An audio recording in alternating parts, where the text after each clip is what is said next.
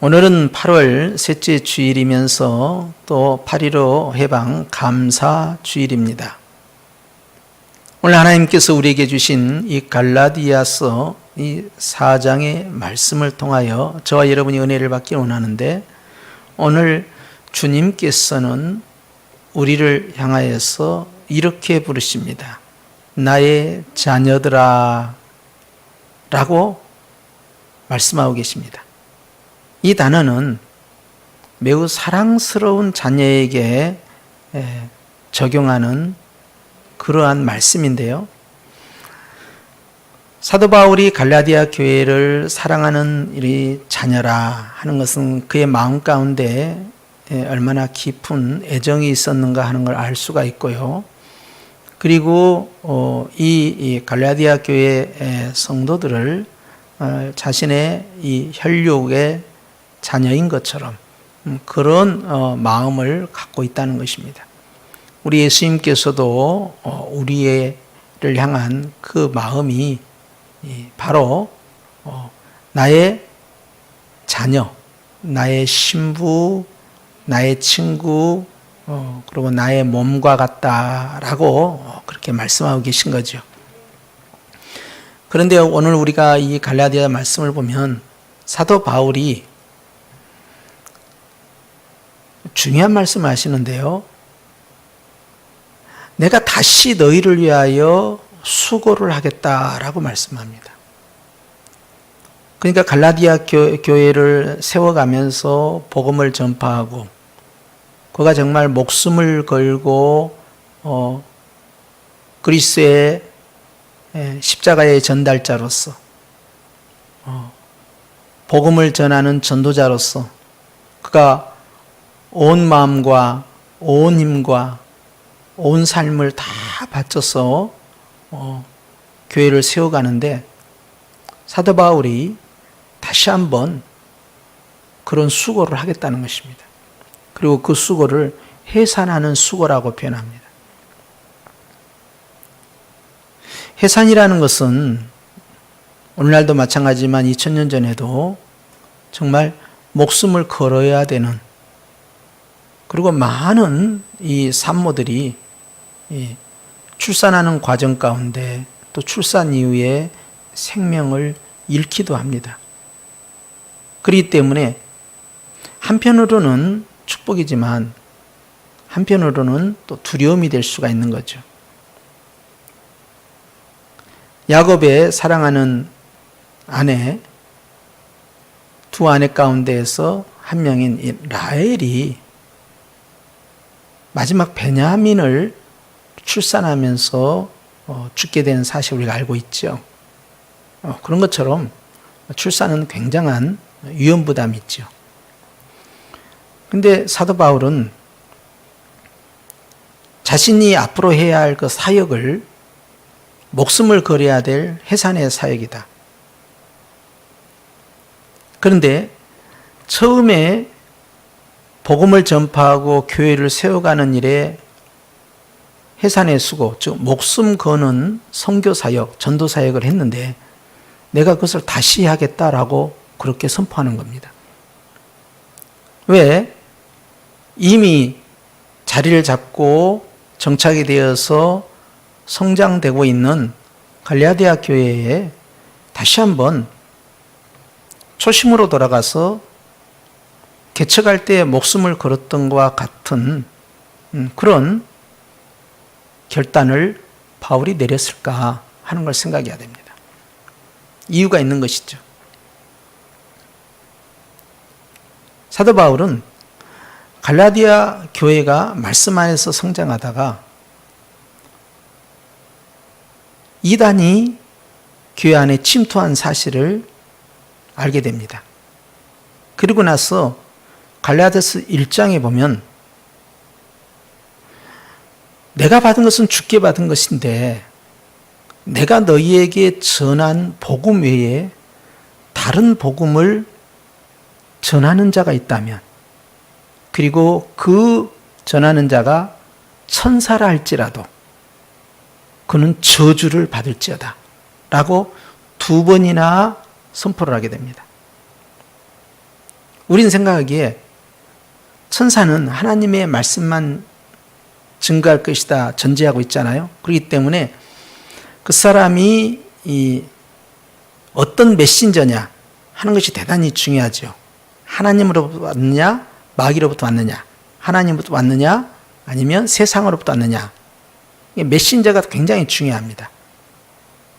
그래서 전달되는 내용보다도 메신저를 분명하게 알면 그 다음에 전달된 내용에 대해서는 의심을 하지 않게 되죠. 그것이 성경의 원리이고요, 우리가 일반적으로 적용할 수 있는 상식이에요. 그런데 바울은 또 하나의 예외의 조항을 말씀하고 있습니다. 그건 뭐냐? 메신저가 좋으면 메시지가 당연히 좋겠지만, 그런데 이제는 메신저 중심이 아니라 메시지 중심으로 상황을 바꿔서 설명합니다. 그 메신저가 천사라 할지라도, 즉 하나님이 부리는 종이라 할지라도 그 천사가 굉장히 착한 사람, 그 메신저가 굉장히 이렇게 말하죠. 그들이 교회 안에 침투해서 17절에 보니까 너희에 대하여 열심을 낸다. 그러니까 온갖 정성을 다드리고 관심을 갖고 사랑을 베풀고 음식을 나누고 어려울 때 도와주고 항상 밝은 모습으로 다가오고 그렇게 하면서 접근을 한다는 거예요. 근데 그것은 실상 좋은 뜻이 아니고 다른 의도를 갖고 있다는 거예요. 그건 나와 너희 사이를 이간을 시켜서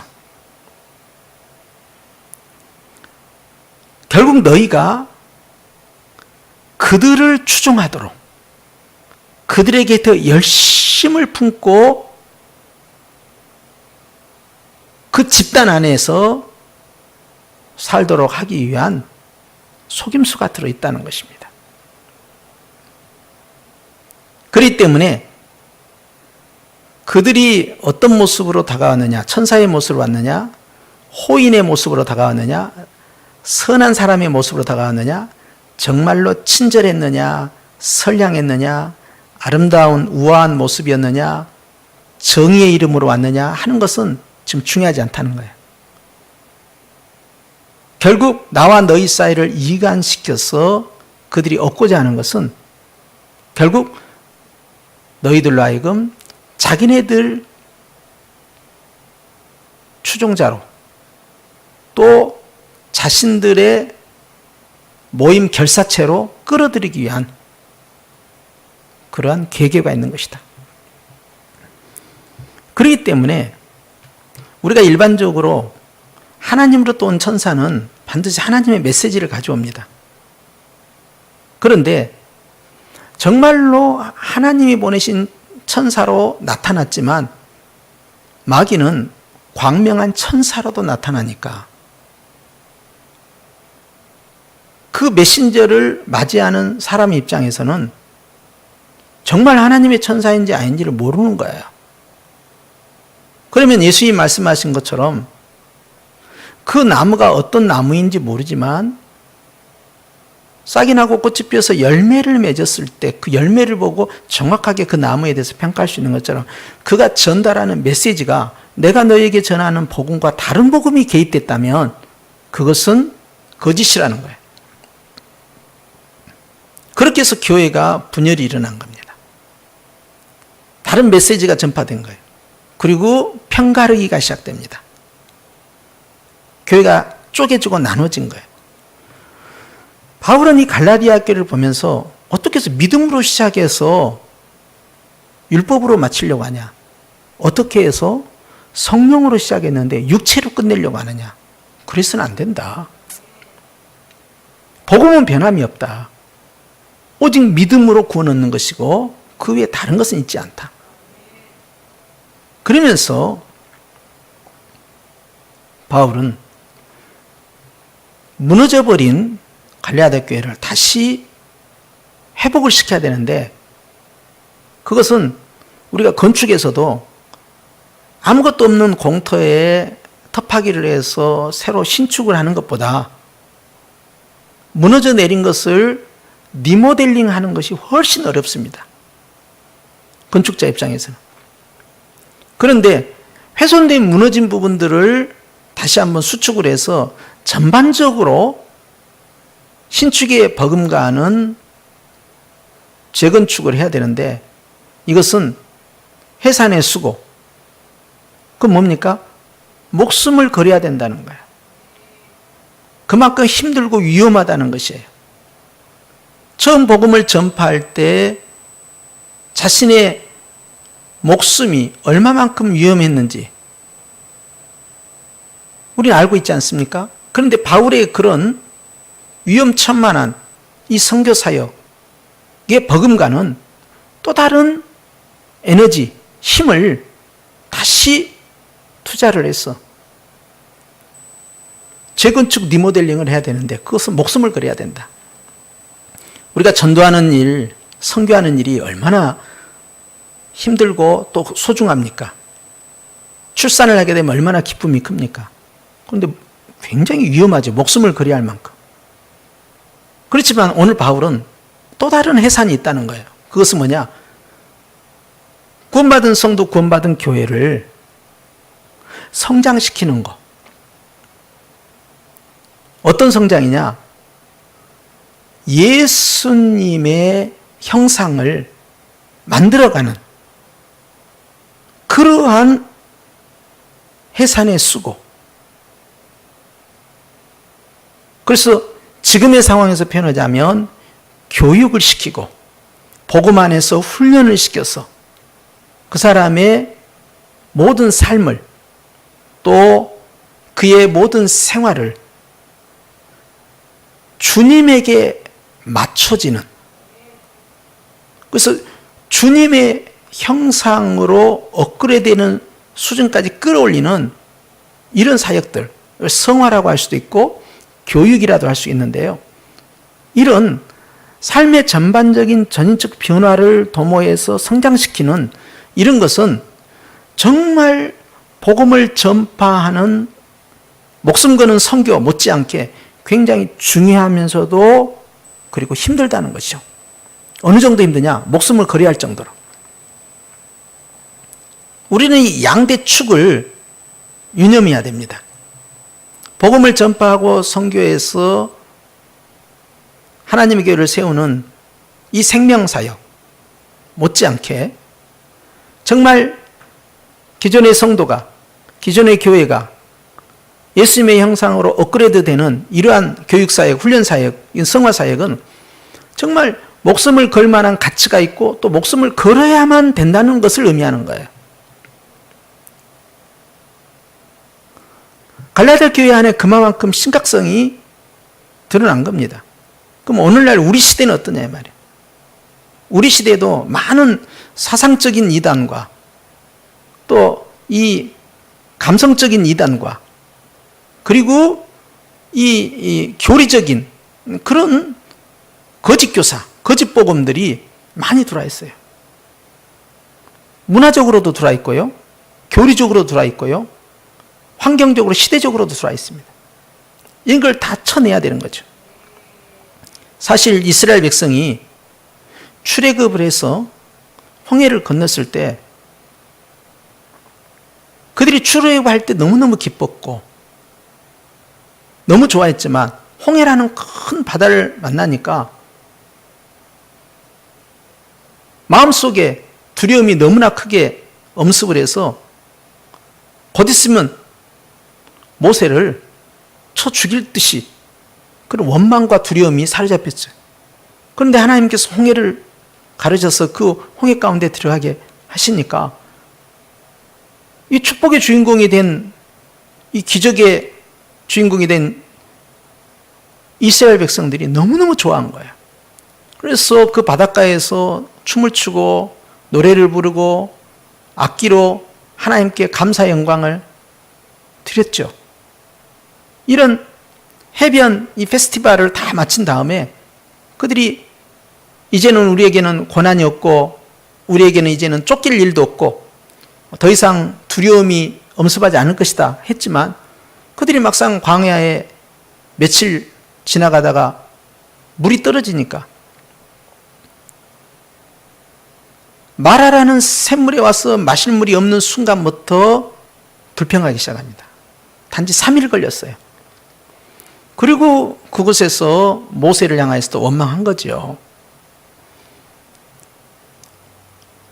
그들이 바로의 군사력으로부터는 벗어났지만 또 지리적으로도 옮겨졌지만 그러나 그들의 심령 깊은 곳에서는요, 불평과 불만, 원망, 미움, 하나님에 대한 불신앙, 이러한 것들이 존재했고요.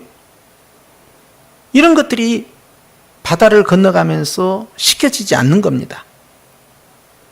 그러니까 홍해를 건너는 것은 영적 세례지만 그러나 그들에게는 남아있는 숙제가 있었던 거예요.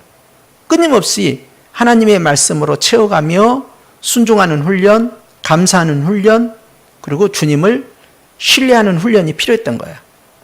그런데 시내산에서도 말씀을 대면하는 놀라운 경험을 하게 되고 하나님을 직접 뵙는 그 임재를 느끼는 충격적 사건을 경험했음에도 불구하고 날마다 주님께서 구름기둥 불기둥으로 함께 하심을 목격하고 또 아침마다 만나가 내려서 실제 그 음식으로 일용할 양식을 삭고 있으면서도 그들 속에는 여전히 변화되지 않는 부분이 있었죠. 결국 그것이 화근이 되어서 그들이 성막에 가서 치유받고 회복돼야 되는데 웬걸 가나안 땅을 정탐하는 사건을 통해서요, 정탐꾼들이 와서 대부분이 부정적인 이야기를 하게 되자 그들이 절망하고 원망하고 모세를 또 공격한 겁니다. 앞에 있는 미래 사역에 대해서 하나님이 함께 하심으로 놀라운 일을 하실 거라는 것을 출애굽 때부터 지금까지 경험했음에도 불구하고 그것에 대한 신뢰보다는 눈에 보이는 현실, 어려움, 거기에 더 깊이 빠져 있었어요. 이게 전혀 바뀌지가 않는 겁니다. 그랬을 때 주님께서는 사람을 바꿔버리는데요, 변화되지 않는 사람은 내려놓고요, 주님께서요 40년이라는 준비기간을 통해서요 완전히 새로운 세대로 하여금 다음 세대가 그 미래의 축복의 주인공이 되도록 광야에서 그들을 죽게 만든 겁니다. 40년 광야 생활은 그들에게 죽음의 기간이었고 그리고 미래 세대에게는 새로운 기회의 시간이었어요. 모세가 장례 목회하면서 시간을 보내면서 그가 집중했던 것은 20세 이상 되는 소망 없는 광야 1세대가 아니라 20세 미만이 되고 또 계속 광야에서 출산하고 있는 다음 세대에게 정성을 들였습니다.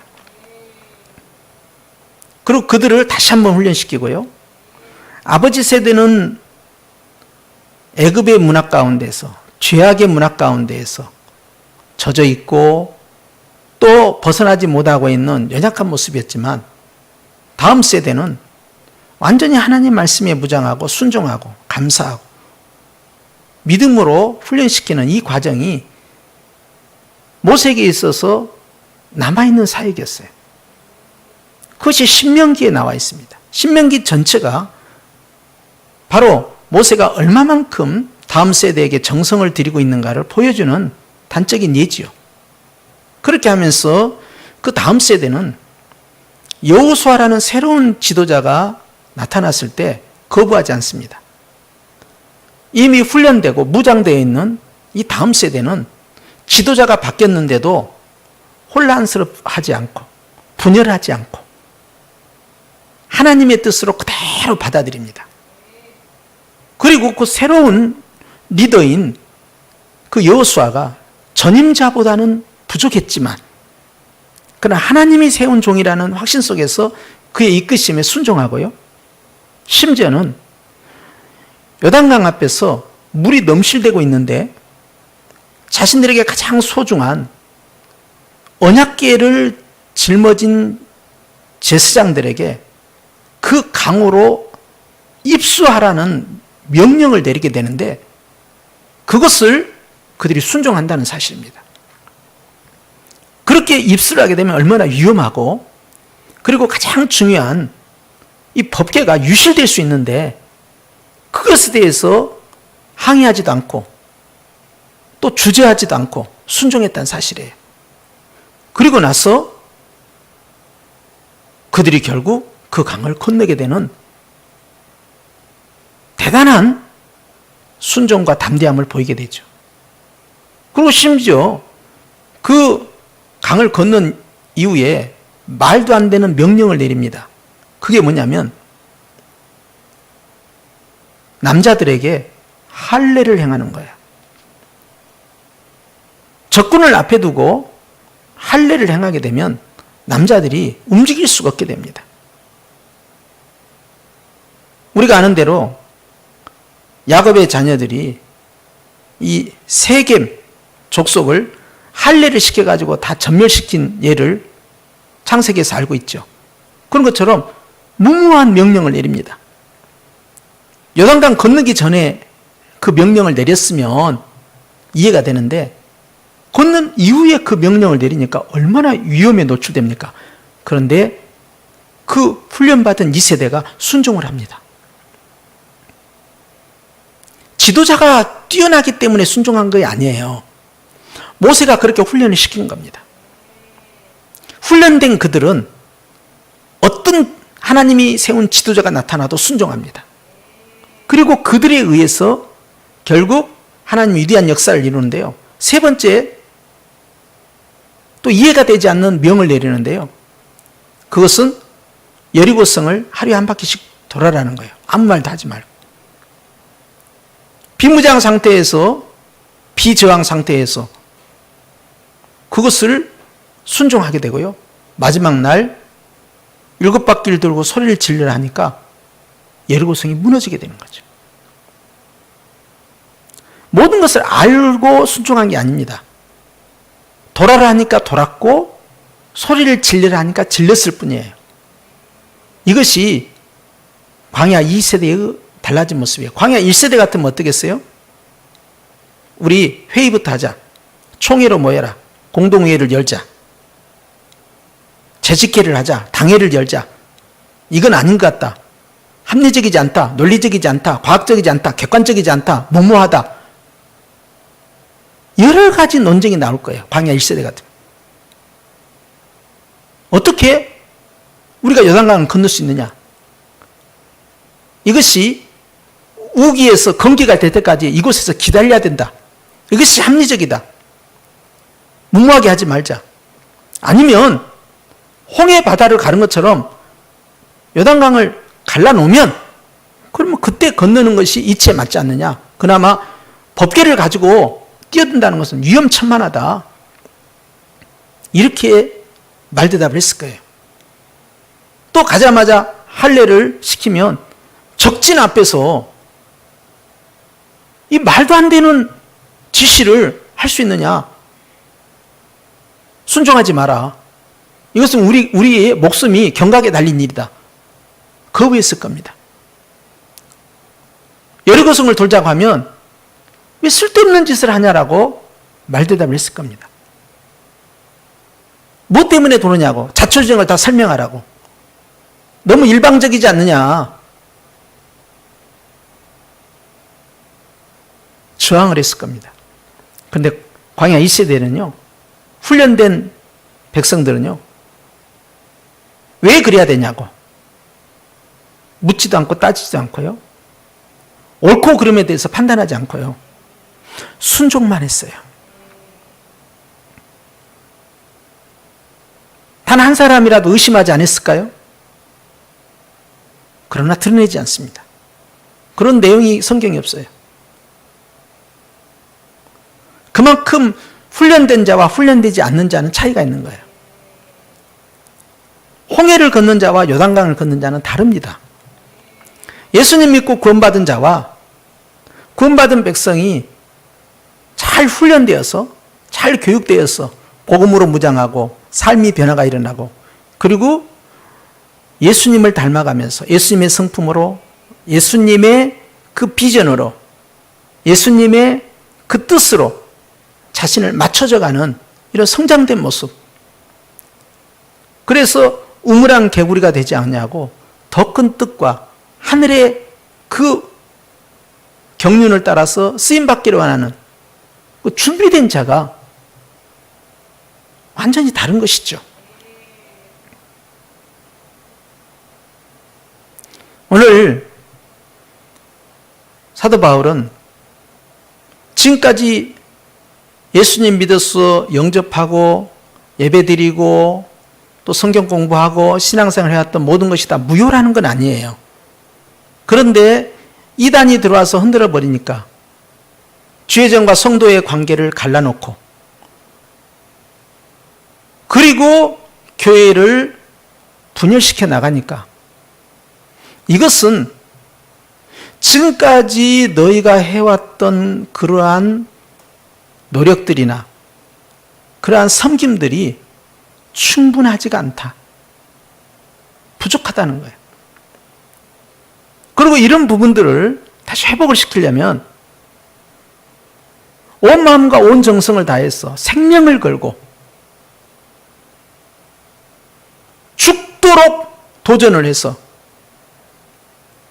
집중해야만이 이룰 수 있는, 즉 해산의 수고를 통해서만 할 수 있는 사역을 다시 시작해야 된다.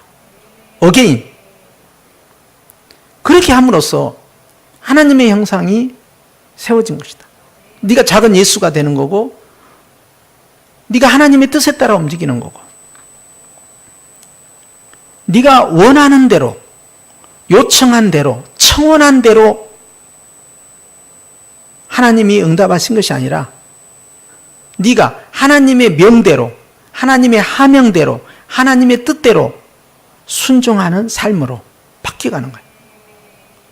내가 원하는 비전과 나의 목표가 아니고 하나님의 뜻과 하나님의 비전입니다. 하나님의 생각대로.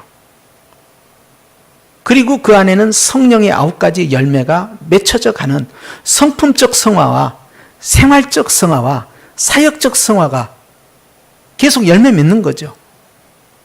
그래서 내면의 아름다움과 함께 외면의 일상에 있어서 그리스도의 향기가 나타날 뿐만 아니라 그리고 그가 목표하는 바, 추구하는 바, 사역하는 바 그것이 하나님의 뜻대로 하나님의 뜻에 의하여서 진행되는 오직 예수님께서 이 땅에 사시면서 아버지의 뜻대로 전달하고 아버지의 뜻대로 행하시고 아버지의 뜻대로 순종하셨던 것처럼 그리고 아버지의 뜻과 자신의 삶을 일치시켰던 것처럼 내가 원대로 하지 않고 아버지의 원대로 되기를 원하는 그러한 과정을 우리에게 보여주신 것처럼 우리의 삶도 우리의 사역도 우리의 성품도 내면도 그와 같이 온전하게 이룰 때까지 우리는 뭘 해야 되느냐? 목숨을 걸어야 된다. 그렇게 교회가 성장하고 성숙해지기 위해서는 슬렁슬렁 되고 대충대충 되는 거 아니고 무슨 몇 년간 커리큘럼을 통해서 된 게 아니라 정말 피눈물 나는 훈련, 강력한 훈련, 목숨을 걸어야 할 정도의 그런 투자가 있어야 된다는 거예요. 그렇기 때문에 우리의 미래는요, 내 내면에 있어서 성령의 열매를 맺혀가는 그리스도의 성품뿐만 아니라 나의 삶에 있어서 예수 그리스도의 향기를 나타낼 수 있는 생활의 완성도, 더 나아가서 우리의 삶의 이정표가 되는 예수님을 닮아가는 주님의 뜻과 주님의 생각, 주님의 계획에 일치시켜 나가는 아버지 뜻대로만 행하는 순종하는 그러한 온전한 하나님의 형상의 회복이 우리에게 남아있다라는 사실입니다. 그러므로 충분하지 않다는 거야. 충분하지 않는 우리는 다시 한번 목숨 거는 해산의 수고, 해산의 수고처럼 의미 있는 이 다음 사역을 위하여서 네 목숨을 걸어라 하는 것이죠. 지금까지 모든 것을 다 무효화시킨 건 아닙니다. 그러나 충분하지 않다는 거예요. 여기서 멈춰서는 안 된다는 거예요. 그리고 앞으로 해야 할 것은 네 모든 걸 쏟아 부어야 되는 미래 사역이다. 편하게 살 생각하지 말고 편하게 기도하고 편하게 전도하고 편하게 누리면서 행복하게 살려고 그런 생각에만 빠져 있지 말고 모든 걸 다 쥐어짜는, 심지어는 목숨까지도 걸어야 될 정도로 그런 열정과 헌신과 그런 위험성과 도전과 모험을 다 포함해서 투자를 해야만이 주님이 원하시는 그리스도의 형상을 나의 내면에, 나의 성품에, 나의 삶에, 나의 사역에 나타날 수 있지 않겠느냐. 앞으로 너의 미래의 모습은 완전히 달라져야 된다. 왜냐하면 보다 더 성숙한 사람으로, 성장된 사람으로, 온전한 사람으로 끌어올리기 위해서 그런 것이다. 그렇기 때문에 성령 하나님께서도 우리에게 해산의 수고를 다 하실 것이고 우리 또한 우리 자신의, 우리의 삶에, 우리의 사역에 이와 같은 해산의 수고와 같은 목숨을 걸으라는 거예요. 그러면 기쁨의 출산이 기다리고 있다는 것입니다. 그때는 언제입니까? 예수님 재림하실 때 어여쁜 신부로 점과 티와 주름 잡힐 것이 없는 자로 들어서 있게 된다는 것이죠.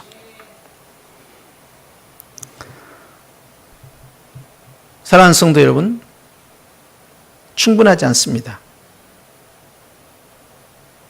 다시 시작해야 됩니다.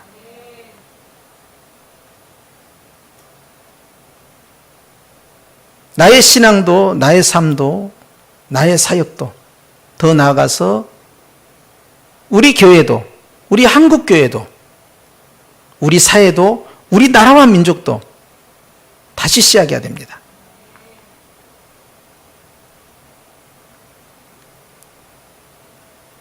제2의 건국이 필요한 것처럼 영적인 제2의 도전이 이루어져야 됩니다. 다시 한번 리모델링이 돼야 된다는 거예요. 먼저는 우리 자신에게 적용합니다. 나의 신앙이, 나의 삶이, 나의 사역이 적용돼야 돼요. 그러기 위해서 목숨 걸어라. 나이가 들었던 과거에 어떤 큰일을 했던 그거 생각하지 말고 뒤에 있는 것은 다 잊어버리고 지금까지 한 것은 다 잊어버리고 잡았다 하는 것도 아니다. 온전하다 하는 것도 아니다. 표대가 있지 않느냐. 그리스도라는 표대가 있지 않느냐. 그의 형상을 이루기 위해서 예수님처럼 되기 위해서 나의 성품이 예수님처럼 되기 위해서 나의 삶이 예수님처럼 되기 위해서 나의 사역이 오직 아버지의 뜻에 맞춰져 가야 되지 않겠냐. 그러기 위해서 목숨 걸어라.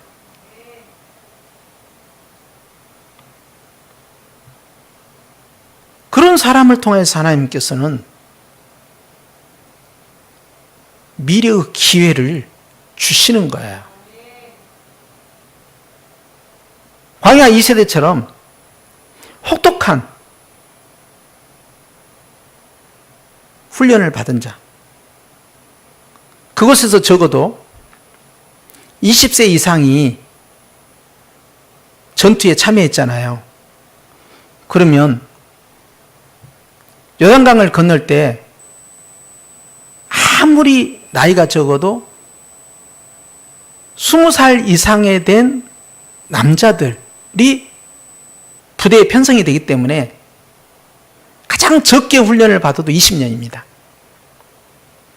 그리고 많이 훈련받은 사람은 40년이에요. 야, 그럼 앞으로 우리가 20년간, 최소한 20년간은 다시 재훈련 받아야 되냐? 그렇게 두려워하지 말고 얼마만큼 리모델링 하는 것이 시간이 많이 걸리고 힘이 든가를 생각해 보라는 거예요. 우리가 지금까지 해왔던 습관이 있고 성품이 있고 삶의 스타일이 있잖아요. 잘 바뀌지 않습니다. 내 고정관념, 내가 해왔던 스타일, 내가 알고 있는 그런 범주에서 완전히 개혁이 되고 혁신이 되고 변화가 되고 성경대로 오직 예수님의 형상을 닮아가는 일에 전인격적으로 바뀐다는 것.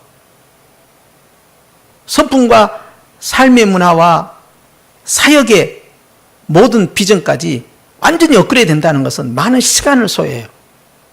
사도 바울은 이 변화를 위해서요 13년 걸렸습니다. 그가 예수님을 경험하는 그 짜릿한 황홀한 첫사랑의 경험이 다메섹에서 있는 다음에 그가 사역에 직접 바로 열정을 가지고 나갔지만 주님은 스톱시킨 거예요. 그리고 그의 고향으로 돌아가서 그곳에서 10년간을 주님과의 깊은 교제로 주께서 훈련을 시키시고 나중에 아라비아에서 또 3년간 주님이 훈련을 시키신 거예요. 이것만 합쳐도 최소한 13년 이상입니다. 훈련이 완성되고 끝나는 건 아니고 또 그렇게 사역을 하면서 계속적으로 주님께 깨닫게 하시고 완성시켜 가시지만 기본적 사역에 투자되는데 사도 바울처럼 위대한 인물도 13년이 소요됐다는 것이죠. 어떤 사람은 13일만 해도 쓰임받을 수 있지만 그러나 훈련이 된다는 것은 그렇게 많은 시간이 필요해서 광야 2세대가 최소한 20년 이상 훈련을 받았고 많게는 40년 훈련을 받았다. 그랬을 때 거대한 하나님의 뜻을 이루는 일에 순종하고 복종하고 사명 감당할 수 있었다.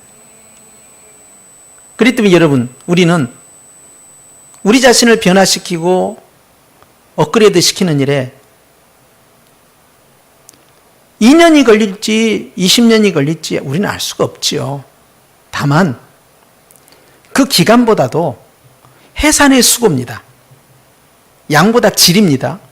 목숨을 걸어야 된다는 거예요. 순종하기 위해서 목숨 걸고 하나님의 뜻을 알기 위해 목숨을 걸고 주님의 성품을 닮아가기 위해 목숨을 걸고 예수님처럼 아버지 뜻대로 살아가기 위해서 목숨을 거는 이런 훈련을 해야 되고 그렇게 또 가르쳐야 돼요. 가르칠 때도 목숨 걸고 가르치는 거예요.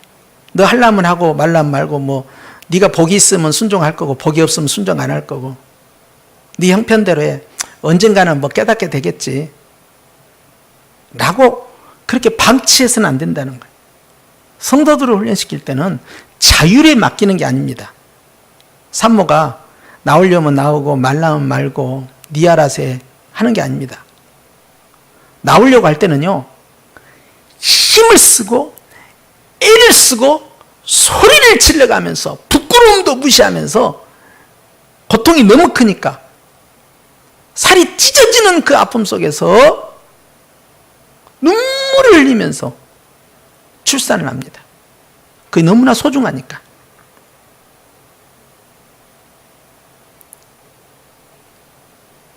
그렇게 애써야만이 다음 세대가 교육이 되는 거예요.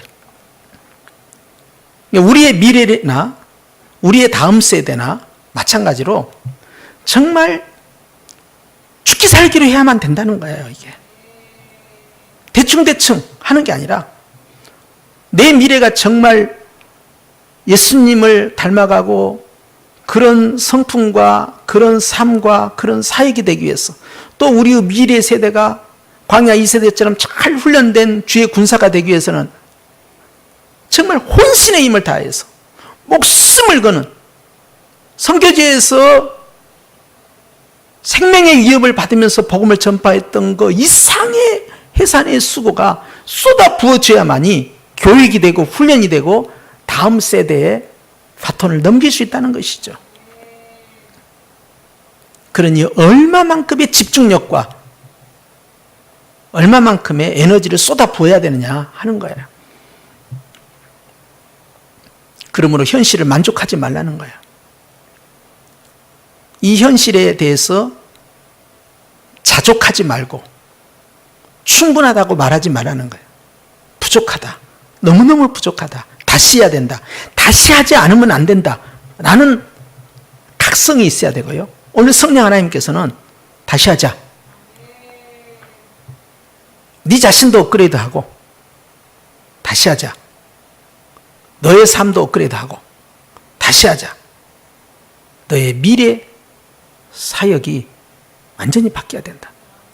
그리고 더 나아가서 그렇게 훈련을 받은 너희가 그렇게 목숨 걸고, 안 믿는 사람 전도하는 것도 목숨 걸어야 되지만 믿는 사람들을 훈련시키고 교육시키고 다시 한번 주님 앞에 세워가는 이 사역은 생명 걸어야 된다. 성도 여러분, 우리는 하나님 앞에서 오늘 이 말씀을 주님의 음성으로 받고, 주님은 숫자만 많고 등치만 큰 사람을 쓰는 게 아닙니다. 그 수백만 가운데에서 훈련되지 않는 사람들은 다 빠집니다. 오직 믿음의 훈련, 순종 훈련, 하나님의 말씀 훈련으로 무장된 자들만이 요단강을 건너가는 거야. 미래의 요단강을 건너가기 위해서 우리는 아니란 생각을 버리고, 평안하게 살겠다는 생각 버리고, 대충 하겠다는 생각 버리고, 내 처지와 내 입장을 보지 말고 성령의 능력에 힘입어서 나도 훈련되고 다음 세대도 훈련시키는, 그래서 완전히 바꿔버리는 그런 제2의 해산의 수고, 지금 우리에게 필요합니다. 주님은 그런 사람을 찾고 계셔요. 우리가 그렇게 마음을 먹고 시작할 때 하나님께서는 상상할 수 없는 미래의 일거리, 먹거리 우리에게 맡겨주십니다. 아무것도 두려워하지 않는, 무엇이나 순종할 수 있는, 언제나 하나님의 말씀에 귀 기울이는, 그래서 내면의 그리스도의 형상과 나의 삶의 그리스도의 형상과 나의 사역의 그리스도의 형상을 만들어가는 바로 그 주인공이 저와 여러분이 되시기를 주님을 축원합니다. 기도하십시다. 하나님 아버지, 감사합니다. 오늘 주신 말씀대로 다시 한번 목숨을 거는 해산의 수고로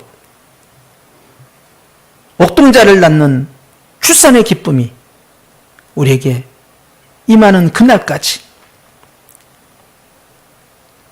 하나님 앞에 최선을 다하는 생명 거는 우리의 삶이 되게 하여 주시옵소서.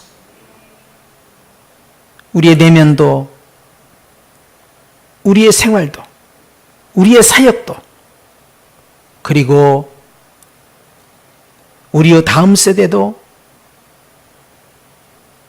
우리 나라와 민족도, 우리 한국교회도 다시 세워지는 역사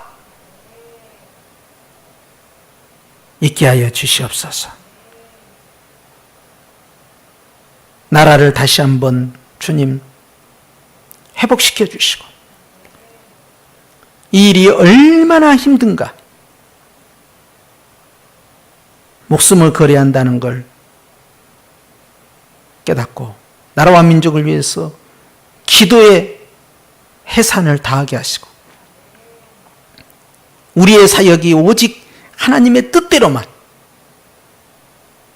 이루어질 수 있도록 순종하며 청구하지 않고 하명을 받아서 아버지의 뜻을 이루어가는 그리스도의 형상이 되게 하여 주시고, 우리의 삶이 더 아름답고 깨끗한 향기로운 그리스도의 형상이 되게 하시고, 우리의 마음이, 우리의 성품이, 우리의 생각이, 우리의 감정이 성령의 열매 맺는 그리스도의 형상이 되게 하여 주시옵소서. 우리 하나님께서 하늘문을 여시고 복주시고 나올 때 예수님 이름으로 축복하고 기도하옵나이다. 아멘.